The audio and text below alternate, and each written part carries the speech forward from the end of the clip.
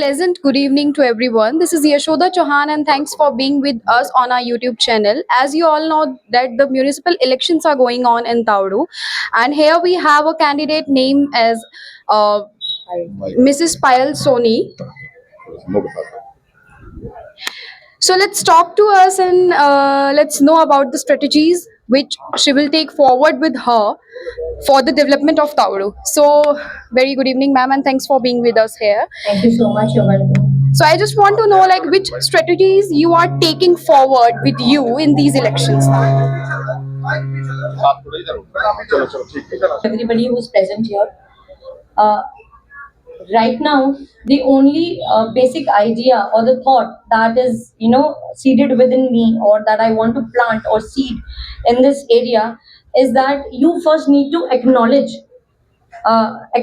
everything where you're lacking, what are your positives, what are your negatives, and then only when you have a better understanding, acknowledgement about your area, about your local, your societies, your streets, your community, only then you can work forward, you can work towards it.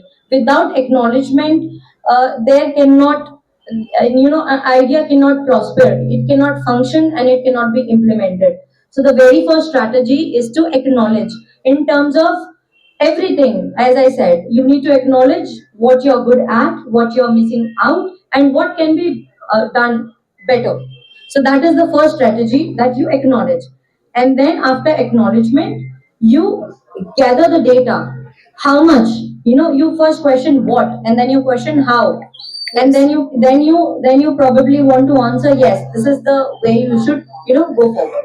So that is the first strategy, basic strategy that I'm, going If we ahead will with. talk about the development, so there are only three sectors in development and those three sectors are the medical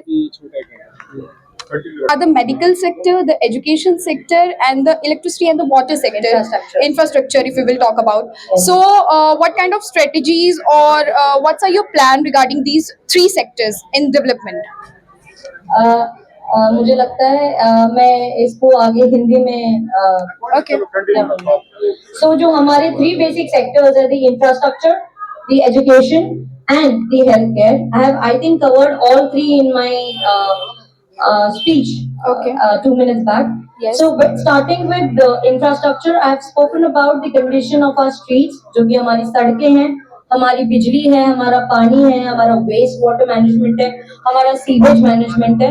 इन सभी पे मैं बात कर चुकी हूँ, and I think in सभी में बहुत कमी है और इन सभी पे काम तुरंत प्रभाव से होना चाहिए. बिल्कुल. If you will talk about the medical sector, अगर हम चिकित्सा की बात करते हैं तो इसमें आप क्या कुछ कहना चाहेंगे? किस तरह की जो चिकित्सा है आपके क्षेत्र में है, पहली चीज तो ये, जी. और क्या कुछ डेवलपमेंट जो है होनी चाहिए चिकित्सा के क्षेत्र में? कहा जा रहा है कि काफी लिमिटेड मेडिसिन और काफी लिमिटेड लोगों को जो है इलाज दिया जाता है, तो उस पर आप क्या कहना चाहेंगे कि किस तरीके की आप डेवलपमेंट करेंगे? कोई बड़ी इमरजेंसी हो जाती है, एक्सीडेंटल केस होता है, most of the labour pain की अगर बात करते हैं फीमेल्स को होते हैं, तो उनको कहीं बाहर लेके जाना पड़ता है. कई बार ऐसा होता है कि इतनी मिस हैपनिंग हो जाती है कि लोगों की जान तक चली जाती है, तो उस पर आप क्या कहना जी चाहेंगे? बिल्कुल बिल्कुल, आप गलत नहीं कह रही हैं. इस क्षेत्र में शिक्षा में भी, हमारे स्वास्थ्य में भी, और मैंने इंफ्रास्ट्रक्चर की भी बात की है. अब स्वास्थ्य पे आए तो हमारे यहाँ क्लिनिक्स तो बहुत हैं, छोटे छोटे, जो बेसिक, जो रोजमर्रा की परेशानी है उनके लिए यहाँ पर है मेडिकल सर्विसेज. पर बात करें किसी बड़ी दुर्घटना की, तो उसके लिए या तो हम रेवाड़ी जाते हैं जी, भिवाड़ी जाते हैं, या हम गुड़गांव जाते हैं जी. यहाँ नहीं है. अब परसों की बात है, यहाँ एक्सीडेंट हुआ था पटौदी रोड पे जी. और उनकी टांग टूट गई थी उन भैया की. वो मेरे घर से, मेरे जो देवर है उनके मित्र थे, उन्हें जाते थे. पहली बात तो कोई मदद करने नहीं आया, और फिर जब भैया गए, फिर उन्हें वो भैया लेके, आसपास में मतलब इमरजेंसी सिचुएशन थी, उनकी पाँव बिल्कुल टूट गई थी, उन्हें लेके फिर वो लल्लड़ गए. ओके. तो इतनी बुरी वो है कि मतलब इमरजेंसी के लिए यहाँ कोई सुविधा नहीं है, इसीलिए यहाँ वो सुविधा लाना बहुत जरूरी है. आखिर जान चाहे गरीब की हो, चाहे अमीर की हो, चाहे गांव में हो, चाहे शहर में हो, सबकी कीमती होती है.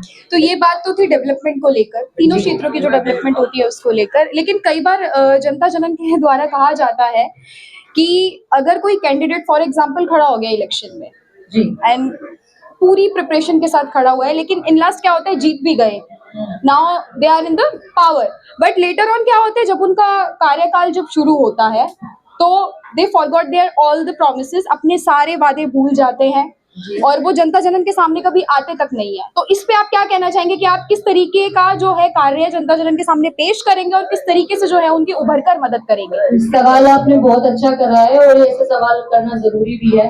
पहला जवाब इसका ये होगा कि आप इलेक्शन फिर रखते क्यों हैं? सरकार इलेक्शन रखती ही क्यों है? अगर यही बात है तो सरकार क्यों अवसर देती है लोगों को काम करने का? तो अवसर मिलना चाहिए, सबको मिलना चाहिए। अब ये जनता के ऊपर है कि वो अपना विश्वास किस में रखते हैं। जी जी, और हमारे और हमारे परिवार को यहाँ सब जानते हैं, वो सब जानते हैं। रात को 2 बजे भी कोई मदद के लिए आता है ना, तो इस परिवार से खाली हाथ नहीं जाता है जी। ये आपके दूसरे सवाल का जवाब हुआ।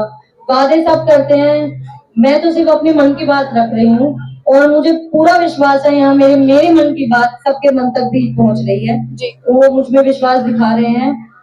भगवान का दिया सब है जी, लालच किसी चीज का नहीं है। लालच है तो इतना कि मेरे भी बच्चे हैं, उनको भी वो अधिकार मिले, वो पढ़ाई का वो फैसिलिटी मिले जो मैं इसी देश में कहीं और से लेके आई हूँ। ओके तो उन्हें भी वो मिलना चाहिए। ऐसी बहुत माताएं हैं यहाँ जो मेरे से बिल्कुल सहमत होंगी कि हमारे बच्चे पीछे क्यों, यहाँ से बाहर जाएं तो पीछे क्यों, वो अपॉर्चुनिटी में पीछे क्यों, पढ़ाई में पीछे क्यों, हम सब शिक्षा स्वास्थ्य में पीछे क्यों।